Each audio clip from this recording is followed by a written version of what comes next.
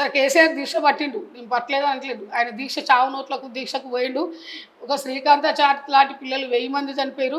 First Srikanthachari కాలిన మంటలు చూసి శ్రీకాంతాచారి చనిపోయినాక 6 రోజులకు తెలంగాణ ప్రకటించి మళ్ళీ వెనకకు తీసుకురు.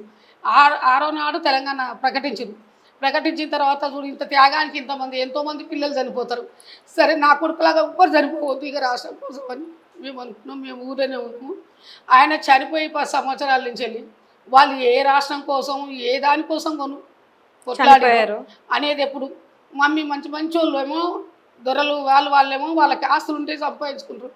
ఎంతోమంది తల్లిదండ్రులు కూలీనాలు చేసి పంపితే వాళ్ళు చదువుకొని ఇంటికి పోయేసరికి ఏముండదు. వాళ్ళ కొడుకులకు ఉద్యోగాలు వస్తారని ఆశ ఉంటుంది. దుబాయ్కి బొంబాయికి పోయి బతుకుతారు మమ్మీ. దుబాయ్ తెలంగాణ రాష్ట్రం వస్తే ఎవరి ప్లేస్లో వాళ్ళే ఉంటారు. నాకు కూడా మంచి జాబ్ వస్తుంది మమ్మీ, నాకే కాదు ఇంటికి ఒకరికైనా జాబ్ వస్తుంది అట్లా అనేటోడు.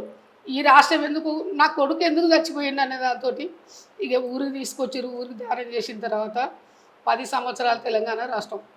వాళ్ళ ఏ అమరులైతే 1000 మంది చనిపోయారో శ్రీకాంతాచారి చనిపోయిండో వాళ్ళు కోరుకున్న తెలంగాణ కాదు.